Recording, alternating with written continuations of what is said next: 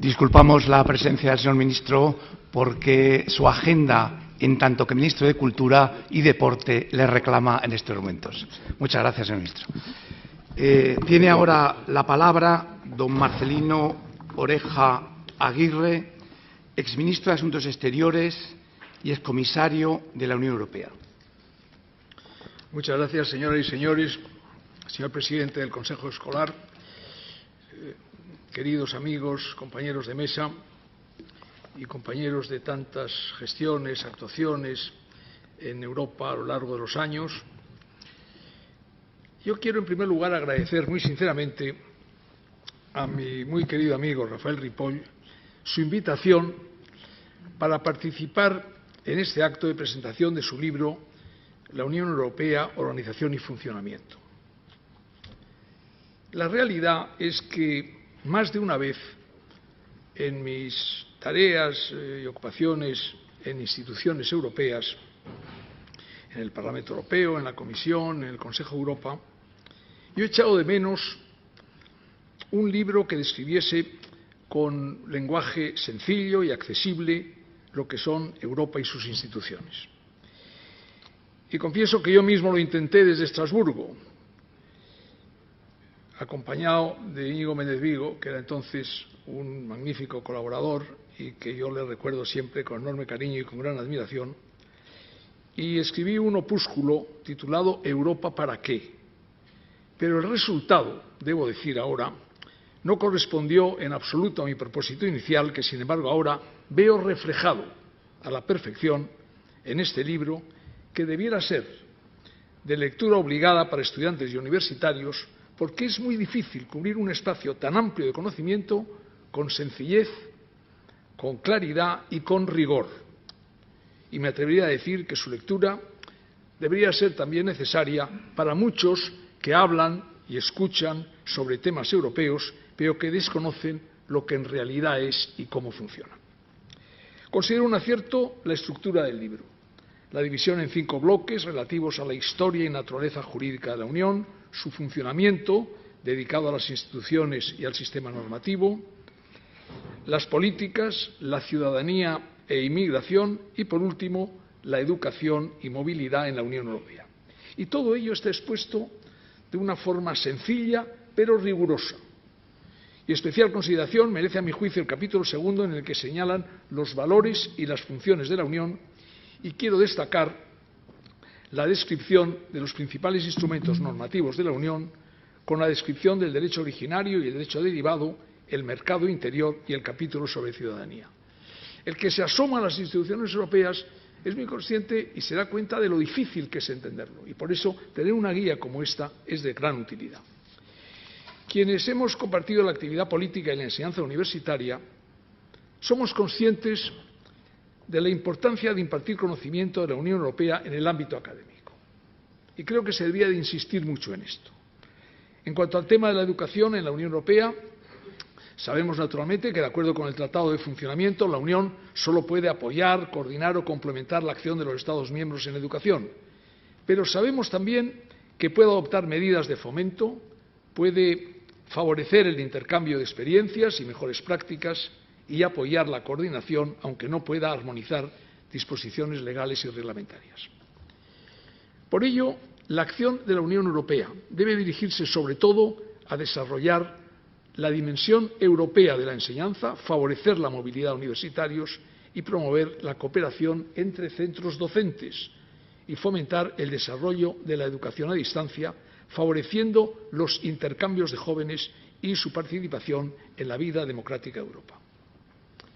Millones de estudiantes han podido tener experiencias en otros Estados miembros, conociéndolos mejor, desarrollando relaciones y experimentando otros sistemas educativos a la vez que favorecían el conocimiento de idiomas. Qué lejos estábamos los estudiantes de hace 40, 50, 60 años de esto. Y sin embargo hoy es una realidad y es algo natural, como decía, como el aire que se respira, como decía el ministro hace un momento. Se ha creado una red de información continua de los diferentes sistemas y realidades educativas de los Estados miembros, se ha logrado la homologación de titulaciones y hoy existen nuevas oportunidades para la investigación y su financiación en todas sus dimensiones y se han visto promovidos o apoyados con fondos y con programas de cooperación. El resultado de todo esto ha sido que se valora por los estudiantes, concretamente por los estudiantes españoles. Yo creo que han valorado positivamente los 30 años de pertenencia de España a la Unión Europea. Lo hemos celebrado hace poco tiempo, seguimos todavía con celebraciones, hemos tenido una muy reciente, hace apenas 48 horas, y yo creo que los estudiantes creen que ha sido positivo para la evolución de la sociedad española, y considero que, sobre todo, el programa Erasmus ha sido una de las realizaciones más logradas en el espacio educativo europeo. Este libro, que ahora se presenta, contribuirá sin duda a aportar una visión clara de lo que son las instituciones, cómo funcionan y cuál ha sido su desarrollo a lo largo de los años. Porque la Unión Europea, como es bien sabido, no es una estructura anclada en el pasado, sino que está moviéndose constantemente. Es un ente vivo que ha ido desarrollando tanto por el número de sus miembros como por sus competencias y capacidades. El esquema de funcionamiento de la Europa comunitaria ha dado extraordinarios resultados desde la fase fundacional en los años 50 hasta el Tratado de Maastricht de 1992, que abrió el camino a la moneda única. No todos eran plácemes. Yo recuerdo que en aquel momento yo estaba en el Parlamento Europeo y cuando salí de la firma salíamos 4 o 5 con Jacques Delors. Yo recuerdo que, así entre dientes, como sin querer que se oyera, Jacques Delors dijo: ¡qué desastre! Y todos quedamos sorprendidísimos porque estábamos muy contentos y muy orgullosos del Tratado de Maastricht. Sin embargo, luego nos dimos cuenta de los fallos que éste encerraba. Yo creo que, en todo caso, el éxito más destacado fue la creación de un espacio económico compartido. Primero fue la puesta en funcionamiento de las producciones de carbón y de acero, que se había hecho en el año 51. Pronto el experimento se amplió con carácter general, instaurando una zona compartida, lo que dio lugar al Tratado de Roma del 57, y la Unión Aduanera se añadió a la vertebración interna al establecer aranceles compartidos hacia afuera como miembros de la tarifa exterior común. Hubo distintas políticas de acompañamiento: la de competencia, la de agricultura, la incipiente de cohesión, la igualdad de género y salarial, a veces promovidas por vía jurisprudencial, que iban redondeando ese espacio comercial. Es decir, que la Unión Europea no ha sido algo que está anquilosado, sino que se ha ido desarrollando y creciendo a lo largo de los años, hasta que culminó concretamente en el mercado interior, que fue un paso importantísimo, el mercado único o la Europa sin fronteras de 1993, diseñado ya por el Acta Única de 1986. El programa consistió en poner término a las distintas barreras no arancelarias, técnicas, fitosanitarias, etcétera, que aún fragmentaban en 12 mercados nacionales distintos el pretendido mercado común. Y para desmontar esas regulaciones locales hubo que regular mucho, mediante más de 300 directivas, y aunque la creación del euro arrancaba de motivaciones propiamente monetarias, sin embargo, lo que había que hacer era evitar las turbulencias provocadas por la volatilidad del dólar después de los primeros años 70, y la unificación monetaria se concibió como la coronación de esa unificación comercial. La secuencia respondía, sobre todo en aquellos primeros años, de una forma muy clara al invento de Jean Monnet y a los demás fundadores, con una apariencia simple. ¿Cuál era el criterio? Y recuerdo que esto nos lo contaba siempre Jacques Delors. Un pequeño paso desencadenaba el siguiente. Y así los avances, aparentemente inocuos, construían en realidad una secuencia de enorme alcance. Y mediante esa secuencia, Europa, que tras la Segunda Guerra Mundial no era más que un continente vencido, arruinado y dividido, surgía a mediados de los 80 como un actor mundial de primera magnitud. Pero en su éxito había también unas serias limitaciones. No es que el proyecto federal naufragase desde Maastricht, pero hubo una serie de problemas, sobre todo porque hubo quizá una precipitación en los nuevos socios. Hubo unos ingresos precipitados por las circunstancias. Yo lo viví desde la Comisión. Recuerdo que en un principio en la Comisión pensábamos que solamente debían incorporarse 3 países. Pero luego el ministro de Asuntos Exteriores alemán quiso que quedase uno, luego lo otro, y finalmente fueron 10 los países que se precipitaron con aquellos ingresos, y finalmente creo que realmente fue una precipitación, y luego ha habido otros ingresos.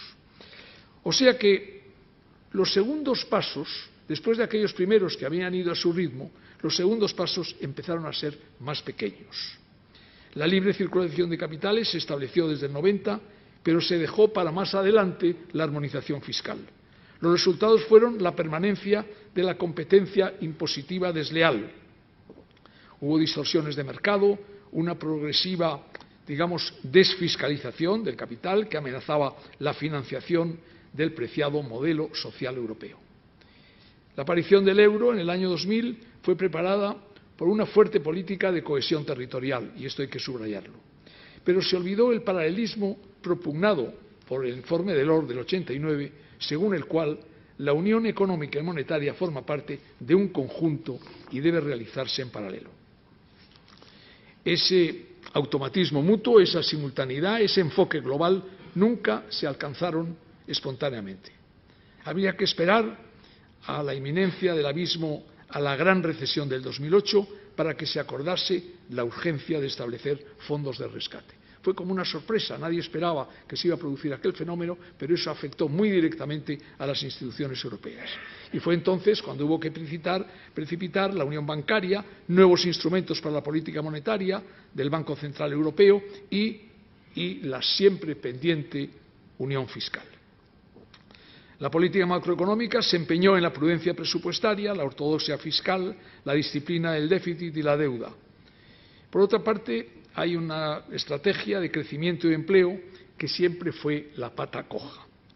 Los ministros de Economía y Hacienda, acogotados por la influencia del ordoliberalismo alemán y del Bundesbank, boicotearon a fondo el libro blanco de Delors. En cuestiones de libertad y seguridad, la generalización de los acuerdos de Schengen ha permitido una política, quizá más débil de reforzamiento de las fronteras exteriores. Y, en general, la estrategia de ampliación a nuevos candidatos llegó a su techo de eficiencia con la última ampliación al este. Asediada por las oleadas migratorias, las pulsiones nacionalistas autoritarias y la propia insuficiencia de sus grandes logros, la Unión necesita ya pasos grandes, pasos de gigante, no solo pequeños casos. Para eso exigiría un amplio comentario, que no es el momento de hacerlo, pero sí quiero insistir mucho en la importancia de este texto que nos ha venido a la mano y que yo ruego a todos que lo vean. Pero antes de concluir, y voy a ser ya muy breve, quisiera recuperar el hilo del prólogo que tan amablemente Eugenio ha mencionado, que he tenido el honor de incluir en este texto, y yo le agradezco mucho su invitación para poder detallar algo que para mí es siempre una preocupación principal en los temas europeos. Se habla mucho de quiebras en el sistema comunitario, y son ciertas. Pero ¿qué es lo que a mí más me preocupa? Lo que más me preocupa es la ausencia de valores europeos. Como recordaba siempre mi querido y admirado amigo, el profesor Carrillo Salcedo, Europa debe ser el principal motor para llevar a cabo una globalización de rostro humano y reconstruir un orden moral, no perfecto, porque eso es algo que nunca se alcanza, pero que debe intentarlo. Solo los valores salvarán la síntesis europea. Los valores crearon Europa y los valores la mantendrán en tierra firme. Europa, enraizada en los valores, continuará aportando a la especie humana su sabiduría y su espiritualidad. Soñemos con un mundo mejor, no basado solamente en los avances técnicos y en las revoluciones científicas, sino en el comportamiento ético de las personas, en el hallazgo del camino verdadero, en la trascendencia que a todos nos une en pos de un horizonte común. Y hagámoslo por la senda de los principios, por el largo y valiente sendero de los valores que configuran la Europa de la globalización. Y concluyo estas ideas sobre Europa reiterando la oportunidad de la publicación de este libro y felicito una vez más a su director, Rafael Ripoll, y a todos los colaboradores por el acierto de su publicación. y me ha complacido especialmente que haya estado presente hasta el momento el ministro de Educación, que a lo largo de su actividad académica, que he seguido muy de cerca, y sobre todo su actividad pública, ha puesto siempre de manifiesto la importancia de esos valores que él ha practicado de manera ejemplar. Muchas gracias. Muy bien.